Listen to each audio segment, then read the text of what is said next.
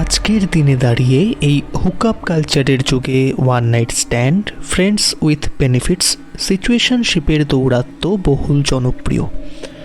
অনেকেই এই রকম বাধা বন্ধনহীন সম্পর্কে থাকতেই স্বাচ্ছন্দ্য বোধ করেন, কিন্তু এই রকম সম্পর্কের পরিণতি হতে পারে অনেক ভয়ঙ্কর।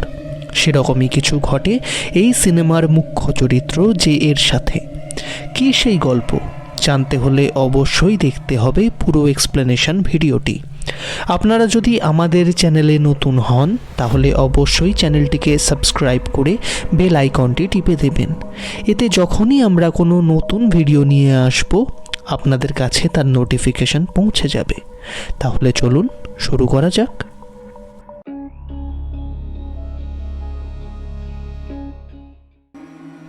সিনেমার শুরুতে আমরা একটি মেয়েকে দেখি নাইট ড্রেস পরে রাস্তায় দৌড়াতে।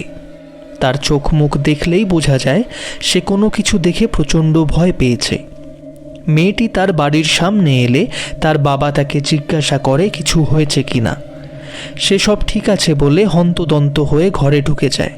পরক্ষণেই গাড়ির চাবি নিয়ে বেরিয়ে কোথাও একটা ড্রাইভ করে চলে যায়।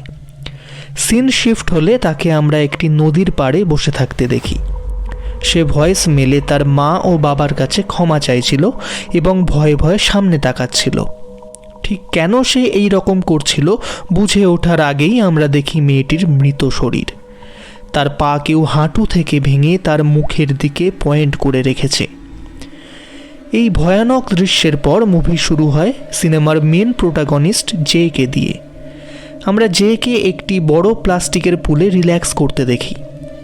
জেকে দেখলেই বোঝা যায় সে প্রচণ্ড অ্যাট্রাকটিভ। ইনফ্যাক্ট তাকে দেখার জন্য দুটি বাচ্চা ছেলেও ঝোপঝাড় থেকে উঁকি মারে। যে সব বুঝলেও বেশি কিছু পাত্তা দেয় না। জের বোন কেলি জেকে মুভি নাইটের জন্য ইনভাইট করলে যে স্পষ্ট জানায় তার ডেট আছে রাতে। এতে কেলি তাকে উইশ করে রুমে চলে যায়। এরপর যে স্নান করে রুমে গেলে আমরা রুমে জের কাজিন পল, কেলি ও তার বন্ধু ইয়ারাকে দেখতে পাই একত্রে গল্প করতে। আমরা জে এর মাকেও দেখি কিচেন রুমে বসে ড্রিঙ্ক করতে। সিনেমাতে জে ও তার মায়ের সংলাপ নেই বললেই চলে। তার মাকে কেবল দুটি সিনে দেখা যায়। পলকে দেখা যায় জের দিকে আর চোখে তাকাতে, যা খুব স্পষ্ট ইঙ্গিত করে জের প্রতি সে অ্যাট্রাক্টেড। আমরা সিনেমাতে জের বাবার ছবি ছাড়া আর অন্য কিছুই দেখতে পাই না। সন্ধ্যা হলে যে খুব সুন্দর করে সাজে তার ডেট হিউয়ের জন্য। থিয়েটার হলে লম্বা লাইনে দাঁড়িয়ে টিকিট কেনার সময় যে একটু বোর হয়ে যায়। সে হিউকে ট্রেড গেম খেলার জন্য প্রপোজ করে। এই গেমটিতে নিজের আশেপাশের লোকজনদের দেখে তাদের মধ্যে যে কোনো কাউকে পিক করতে হবে। অপরজন গেস করবে সে কাকে পিক করেছে এবং কেন।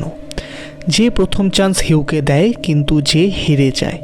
এরপর থিয়েটারে গিয়ে যে হিউকে গেস করতে বললে সে একটি হলুদ ড্রেস পরা মেয়ের কথা বলে, কিন্তু যে মেয়েটিকে দেখতে পায় না। হিউ প্রথমে ভাবে যে মজা করছে, কিন্তু যে যখন সিরিয়াসলি জানায় সে কাউকে দেখতে পাচ্ছে না, আমরা দেখতে পাই হিউয়ের চোখ মুখে এক ভয়ের ছায়া। সে সেই সময় জেকে নিয়ে থিয়েটার থেকে বেরিয়ে আসে। যে কিছু বললে হিউ বলে তার সেখানে শরীর খারাপ করছিল। এরপর হিউ এবং জে একটি সুন্দর রেস্টুরেন্টে ডিনার করে। প্রথম দিন এইভাবেই কেটে যায়। জের হিউকে ভালোই লাগে। নেক্সট দিন তারা একটা ফাঁকা জনমানবহীন এলাকায় যায়। সেখানে একটি নদীর সামনে রোম্যান্টিক নাইট কাটানোর পর হিউয়ের গাড়িতে মিলিত হয় সে আর জে। সব শেষে হিউ ডিকি থেকে বিয়ার আনতে গেলে যে তার ডেটিং ফ্যান্টাসি শেয়ার করতে থাকে। সে বলে তার ছোট থেকেই ইচ্ছা ছিল তার একটা কিউট বয়ফ্রেন্ড হবে যার হাত ধরে সে ঘুরবে। এইসব বলার সময় হিউ পিছন থেকে এসে জেকে জড়িয়ে ধরে এবং আদর করতে করতে হঠাৎই তার মুখে ক্লোরোফর্ম ভেজানো রুমাল চেপে ধরে। ঘটনাটি এতটাই দ্রুত হয় যে সেটি আটকাতে পারে না। এরপর জের জ্ঞান ফিরলে সে নিজেকে একটা ফাঁকা বিল্ডিংয়ে হুইল চেয়ারে বাঁধা অবস্থায় পায়। তাকে হিউ অন্তর্বাস পরিহিত অবস্থাতেই সেই চেয়ারের সাথে বেঁধে রেখেছিল। হিউ যখন বুঝতে পারে যে এর জ্ঞান ফিরেছে, সে তাকে এমন কিছু কথা বলে যাতে তার জীবন বদলে যায়। হিউ জানায় তার উপর একটি কার্স ছিল, যেখানে একটা অশুভ শক্তি তাকে ফলো করে। এই অশুভ শক্তি যে কোনো মানুষের রূপে আসতে পারে, এর থেকে বাঁচার কোনো উপায় নেই। কেবলমাত্র এই কার্সটি একজনের থেকে অন্যজনের ওপর ট্রান্সফার করা যায় সেক্সের মাধ্যমে। সে তার উপরে কার্সটি ট্রান্সফার করেছে নিজেকে বাঁচানোর জন্য। এরপর হঠাৎ হিউ বলে ওঠে, ওই তো এসে গেছে। সে জেকে হুইল চেয়ার সহ বিল্ডিংয়ের ধারে নিয়ে যায়, যেখানে আমরা দেখতে পাই একজন উলঙ্গ মহিলা রেল লাইন পেরিয়ে তাদের বিল্ডিংয়ের দিকে এগিয়ে আসছে। যে সেটা দেখে অবাক হয়ে যায়। সে হিউকে জিজ্ঞেস করে, এটা কি? হিউ কোনো জবাব দেয় না। সে কেবল বলে, তুমি যত তাড়াতাড়ি সম্ভব কারোর সাথে শারীরিকভাবে মিলিত হয়ে এই কার্সটি পাস করে দিও। এরপর সেই মহিলাটি তাদের কাছে হাঁটতে থাকলে হিউ জেকে টেনে এনে গাড়ির উদ্দেশ্যে দৌড়ায়। সে জেকে আরও বলে যে এই অশুভ শক্তি স্লো কিন্তু বোকা নয়, সবসময় এমন জায়গায় থাকতে যেখানে একের বেশি প্রবেশ পথ আছে। সে জেকে ওই অবস্থায় গাড়িতে তুলে ড্রাইভ করে তার বাড়ির সামনের রাস্তায় ফেলে চলে যায়। ফিরে যাওয়ার আগে সে জেকে ওয়ার্নিং দিতে ভোলে না। কেলি, ইয়ারা ও পল লনে বসে সেই সময় কার্ড গেমস খেলছিল। জেকে এই অবস্থায় দেখে তারা এগিয়ে যায় এবং তাকে বাড়ি নিয়ে আসে। ডাকা হয় পুলিশ। জিজ্ঞাসাবাদের সময় যে জানায় তাদের মধ্যে কনসেনসুয়াল সেক্স হয়েছিল। নানা রকম এক্সাম হয় জের। পুলিশ তদন্ত করে জানতে পারে হিউ নামটি ফেক। সে এই ফেক নাম ইউজ করে বাড়ি ভাড়া নিয়েছিল। এরপর জের ওপর কোনো শারীরিক অত্যাচারের চিহ্ন না থাকায় বা সিরিয়াস কোনো ইনজুরি না হওয়ায় পুলিশ কেসটির গুরুত্ব অনেক কমিয়ে দেয়। একের পর এক দিন কেটে যায়। এর মধ্যে এক সকালে আমরা জেকে দেখি সে বাথরুমে নিজের শরীরে কোনো আঘাতের চিহ্ন আছে কিনা দেখছে। সেই সময় হঠাৎ শূন্য থেকে একটা বল এসে জানলায় লাগে। যে জানলা থেকে বাইরে তাকালে আমরা বল ছাড়া আর কিছুই দেখতে পাই না, কিন্তু ক্যামেরা বাইরে গেলে আমরা দেখতে পাই সেই বাচ্চা ছেলেটিকে যে সিনেমার শুরুতে জেকে লুকিয়ে দেখছিল। সে এবারও ওই বাথরুমের জানলা দিয়ে জের দিকে তাকিয়েছিল। এরপর সিন শিফট হয় জের স্কুলে। সেখানে ক্লাস চলাকালীন যে জানলা দিয়ে এক বৃদ্ধ মহিলা পেশেন্টকে তার দিকে আসতে দেখে। প্রথমে ব্যাপারটা ইগনোর করলেও কয়েক সেকেন্ডস পর সে যখন তাকায় দেখে বৃদ্ধ মহিলাটি অনেকটাই কাছে এসে গেছে। এরপর যে বই খাতা গুটিয়ে ক্লাস থেকে বেরিয়ে যায়।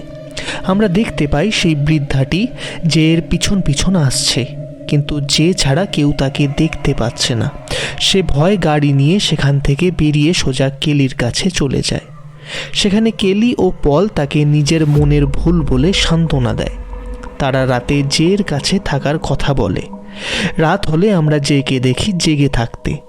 অবশেষে সে বোর হয়ে নিচে পলের কাছে গিয়ে বসে।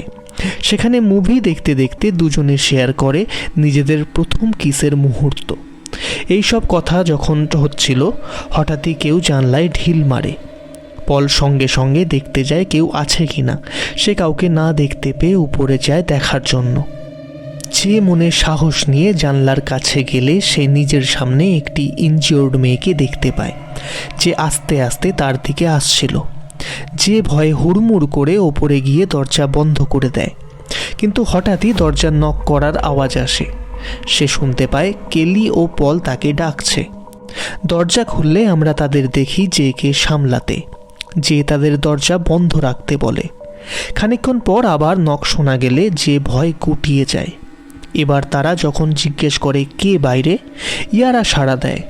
কেলি দরজা খুললে আমরা ইয়ারাকে দেখি ঘুম চোখে তাদের দিকে তাকিয়ে থাকতে, কিন্তু বুঝে ওঠার আগেই আমরা ইয়ারার পিছনে একটা লম্বা মতো মানুষকে দেখতে পাই, যে হিংস্র পশুর মতো জের দিকে আসতে থাকে। যে ছাড়া কেউই তাকে দেখতে পায় না। এরপর যে বারান্দার দেওয়াল ধরে নেমে নিচ থেকে সাইকেল নিয়ে পালিয়ে যায়। এই যাওয়ার দৃশ্য দেখে তাদের স্কুলে পড়া আরও একটি ছেলে, গ্রেগ। সে একটি পার্কে গিয়ে চুপচাপ বসে থাকে। কিছুক্ষণের মধ্যেই চলে আসে সবাই। তারা এসে জেকে সামলায়। কিছুক্ষণ পরে আমরা গ্রেগকেও আসতে দেখি। তারা গ্রেগকে বলে যে কেউ তাদের বাড়িতে ঢুকেছিল, তাই যে ভয় পালাচ্ছিল। গ্রেগ পুলিশে রিপোর্ট করার কথা বললে ইয়ারা বারণ করে। এতে গ্রেগের সন্দেহ হলে তারা তাকে সব খুলে বলে। গ্রেগ তাদের কথা বিশ্বাস না করলেও জেকে হেল্প করতে রাজি হয়। হিউয়ের রিয়েল আইডেন্টিটি খোঁজার জন্য তারা তার সেই ভাড়া বাড়িতে যায়। সেই ভাঙাচোরা বাড়ির মধ্যে কয়েকটা প্লে বয় ম্যাগাজিন ঘাঁটলে পল খুঁজে পায় হিউয়ের একটা স্কুল ইউনিফর্ম পরা পিকচার। নিজেদের মধ্যে ডিসকাস করলে তারা সহজেই স্কুলটি আইডেন্টিফাই করে সকাল সকাল সেখানে পৌঁছে যায়। সেখান থেকে পাওয়া যায় হিউয়ের আসল পরিচয় ও অ্যাড্রেস। হিউয়ের আসল নাম জেফ। তারা ডিসাইড করে সেই দিনই জেফের বাড়ি যাওয়ার। গাড়িতে বসার সময় গ্রেগ জের কাঁধে হাত রেখে তাকে সান্ত্বনা দেওয়ার চেষ্টা করলে পলের মুখে আমরা বিরক্তি দেখতে পাই। এরপর তারা রওনা দেয় জেফ তথা হিউয়ের রিয়েল অ্যাড্রেসে। সেখানে গিয়ে জেফের সাথে দেখা করলে সে বলে এখনও সেই অশুভ শক্তি তাকে ফলো করে। এটা ওয়ান নাইট স্ট্যান্ড থেকে একটি মেয়ে তাকে দিয়েছিল। এর থেকে বাঁচার একমাত্র উপায় হচ্ছে কার্স কাউকে পাস করা। সব শোনার পর গ্রেগ জেকে তাদের জঙ্গলের মধ্যে বানানো কেবিনে কিছুদিন থাকার ইনভিটেশন দেয়। সে রাজি হলে সবাই একসাথে সেখানে যায়। সেখানে গিয়ে রাতে শোয়ার সময় আমরা পলকে দেখি ঘুমন্ত জের দিকে তাকিয়ে থাকতে। সকাল হলে গ্রেগ সেই কেবিনে থাকা স্টোর রুম থেকে গান বের করে জেকে শ্যুট করা শেখায়। এরপর তারা সকলে মিলে রিল্যাক্স করার জন্য সমুদ্রের ধারে গিয়ে বসলে আমরা কিছুক্ষণ পর একটি মেয়েকে পিছন থেকে আসতে দেখি। সেই মেয়েটিকে পল বা কেলি কেউই দেখতে পায় না। এরপর হঠাৎই সেই মেয়েটি এসে জের চুল টেনে ধরে। সকলে দেখতে পায় জের চুল হাওয়ায় ভাসছে। এতে যে ভয়ে চিৎকার শুরু করলে পল তার চেয়ারটি নিয়ে সেই দিকে লক্ষ্য করে ছোঁড়ে। আমরা দেখি চেয়ারটি কোনো অদৃশ্য বস্তুর সাথে ধাক্কা লেগে পড়ে যায় এবং যেও সামনে মুখ থুবড়ে পড়ে। এরপর পলকে সেই মেয়েটি প্রচণ্ড জোরে ছুঁড়ে ফেলে দেয়। যে ভয়ে ইয়ারা, কেলি ও পলের সাথে স্টোর রুমে ঢুকে যায়। গ্রেগ এই সময় টয়লেটে যাওয়ায় সে কিছুই দেখতে পায়নি। স্টোর রুমে তাদের যেতে দেখে সেও তাদের পিছন পিছন যায়। গ্রেগের ডাকে তারা দরজা না খুললে গ্রেগ দরজার নিচের অংশটি ভেঙে দেয়। সেখান থেকে সে চেঁচিয়ে তাদের জিজ্ঞেস করে কি হয়েছে। তারা সবাই ওই অশুভ শক্তির কথা বললে গ্রেগ কিছু না বুঝেই সেখান থেকে চলে যায়। এরপর হঠাৎ করেই যে দেখে ওই শক্তিটি একটি বাচ্চার রূপে সেই গর্ত দিয়ে আসছে। তা দেখে যে ভয়ে অন্য একটা দরজা খুলে সেখান থেকে পালিয়ে যায়। সে গাড়ি করে সেখান থেকে পালাতে গেলে একটা অ্যাক্সিডেন্টে সে জ্ঞান হারিয়ে ফেলে। চোখ খুললে যে নিজেকে হসপিটাল রুমে দেখে। আশেপাশে সবাই থাকলেও আমরা জের চোখ দেখি বাইরের দরজার দিকে। সেখানে সে কেউ আসছে কিনা সেটি দেখছিল। পরদিন গ্রেগ এলে সে জের সাথে হসপিটালে মিলিত হয়। কার্সটি পাস করার জন্যই মূলত সে মিলিত হয়েছিল।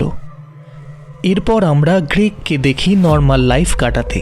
3 দিন কেটে যায় কিন্তু কোনো কিছুই তাকে ফলো করে না। ফলে গ্রেগ ব্যাপারটা লাইটলি নিতে থাকে। সে হসপিটালে জের সাথে দেখা করতে যায়। যে হসপিটাল থেকে বেরোনোর পর বাড়িতে নিজেকে বন্ধ করে নেয়। রাতে শোয়ার আগে সে জানলা দিয়ে গ্রেগের বাড়ির দিকে তাকিয়ে থাকে কিছু আসছে কিনা দেখার জন্য। রাত একটু গভীর হলে সে দেখে একটা ছেলে গ্রেগের বাড়ির দিকে যাচ্ছে। জের বুঝতে অসুবিধা হয় না এটাই সেই এন্টিটি। সেই ছেলেটি গ্রেগের বাড়ির জানলায় ঢিল ছুঁড়লে যে শিওর হয়ে যায়। সে গ্রেগকে ফোন করলে সে ফোন তোলে না। যে গ্রেগকে বাঁচানোর জন্য সেই ভাঙা জানলা দিয়ে তার বাড়িতে ঢোকে। সেখানে সিঁড়ি দিয়ে উঠে সে দেখতে পায় শক্তিটি গ্রেগের মা রূপে তার দরজায় ধাক্কা দিচ্ছে। এতে যে বারংবার গ্রেগকে চেঁচিয়ে দরজা খুলতে মানা করলেও আমরা দেখি গ্রেগ দরজা খুলে দেয়। সেই শক্তিটি তার উপর ঝাঁপিয়ে তাকে হত্যা করে তার মৃত বডির সাথে শারীরিক সম্পর্ক স্থাপন করে। এটা চোখের সামনে দেখার পর যে ভেঙে পড়ে। সে গাড়ি নিয়ে চলে যায় আবারও সমুদ্রের সামনে। সেখানে রাত কাটানোর পর সকাল হলে সে দেখে 3টি লোক বোট নিয়ে সমুদ্রে এনজয় করছে। যেকে আমরা দেখি নিজের ড্রেস খুলে সেই বোটের দিকে এগিয়ে যেতে। এখানে বেশ ক্লিয়ারলি বুঝতে পারি যে সে ওই লোকগুলির সাথে শারীরিক সম্পর্কের মাধ্যমে কার্সটি ট্রান্সফার করার জন্যই যাচ্ছে। এরপর আমরা জেকে গাড়িতে করে কাঁদতে কাঁদতে বাড়ি ফিরতে দেখি। যে নিজের রুমে এসে শুয়ে পড়ে। সকাল হলে পল এসে জেকে জিজ্ঞেস করে কি হয়েছে। সব শোনার পর পল জিজ্ঞেস করে সে কেন গ্রেগকে চুজ করলো। এরপর সে জেকে কার্সটি তাকে ট্রান্সফার করার কথা বললে যে রাজি হয় না। পল আইডিয়া করে অশুভ শক্তিটি হয়তো জলে যেতে ভয় পায়, তাই সে ডিসাইড করে শহর থেকে বহু দূরে থাকা একটি সুইমিং পুলে শক্তিটিকে ক্যাপচার করবে। এর পরের সিনে আমরা ইয়ারা, পল, কেলি, জে সবাইকে দেখি গাড়ি করে অনেক ভারী ভারী জিনিস নিয়ে ট্রাভেল করতে। গাড়িটি যখন তাদের কম্পাউন্ড থেকে বেরোবে তখনই যে বাড়ির উপরে দাঁড়িয়ে থাকা একটি উলঙ্গ ব্যক্তিকে দেখে। এটা দেখে যে স্তব্ধ হয়ে যায়। বোঝা যায় মারা গেছে বোটের ওই 3টি লোকও। এরপর তারা সুইমিং পুলের আশেপাশে নানা রকম ইলেকট্রনিক্সের জিনিসপত্র যেমন টাইপরাইটার, 3-4টে ল্যাম্প, হেয়ার ড্রায়ার, টিভি সহ বিভিন্ন জিনিস রেখে সেগুলির প্লাগ কানেক্ট করে দেয়। প্ল্যান মতো যে সুইমিং পুলে নেমে অপেক্ষা করতে থাকে সেই অশুভ শক্তিটির। রাত বাড়লে সেই অশুভ শক্তিটি জের বাবার রূপে এসে তার উপর সব ইলেকট্রনিক্সের জিনিস ছোঁড়া শুরু করে। এতে বোঝা যায় তাদের সন্দেহই ঠিক। সেই শক্তিটি কোনো কারণে জল থেকে দূরে থাকে। এরপর পল গান নিয়ে জেকে বলে ওই লোকটির দিকে পয়েন্ট করতে। যে পয়েন্ট করলে পল গুলি চালানো স্টার্ট করে। এর মধ্যে একটি গুলি এসে ইয়ারার পায়ে লাগে, কিন্তু পল তাও থামে না। কেলি সেই শক্তিটি আইডেন্টিফাই করার জন্য একটা টাওয়েল ছুঁড়ে দেয়। এবার টাওয়েলটি গিয়ে পড়ে সেই লোকটির উপর। টাওয়েলটি যেদিকে মুভ করে পল সেই দিকে শ্যুট করলে সেটি সুইমিং পুলে পড়ে যায়। এরপর তারা সঙ্গে সঙ্গে জেকে পুল থেকে উঠে আসতে বলে, কিন্তু সেই শক্তিটি তার পা চেপে ধরে। এরপর পল আবারও জলে শ্যুট করলে যে ফাইনালি উঠে আসে ওপরে। খানিকক্ষণ পর সুইমিং পুল চেক করলে সে দেখে সারা পুল রক্তে ভরে যাচ্ছে। পরের সিনে আমরা জে ও পলকে মিলিত হতে দেখি। পল এরপর ড্রাইভ করে এক যৌনকর্মীর কাছে যায়। ক্লিয়ারলি বোঝা যায় সে তার কার্সটি ওই যৌনকর্মীর ওপর ট্রান্সফার করে। সিনেমা শেষে আমরা তাদের দুজনকে দেখি রাস্তা দিয়ে হাত ধরে হেঁটে যেতে, কিন্তু জে এর মুখে কোনো আনন্দ দেখা যায় না। আমরা তাদের পিছনে দেখি একটি কালো কোট পরা ব্যক্তিকে। আর এখানেই শেষ হয় সিনেমাটি। আপনাদের অসংখ্য ধন্যবাদ পুরো এক্সপ্লেনেশন ভিডিওটি দেখার জন্য। আপনাদের যদি ভালো লেগে থাকে তবে ভিডিওটি লাইক ও শেয়ার করবেন। চ্যানেলটি সাবস্ক্রাইব করতে ভুলবেন না। আপনাদের যদি কোনো মুভি রিকমেন্ডেশন থাকে তবে তা অবশ্যই কমেন্ট বক্সে জানাবেন। আমরা চেষ্টা করব সেগুলি কভার করার। আবার দেখা হচ্ছে পরের ভিডিওতে।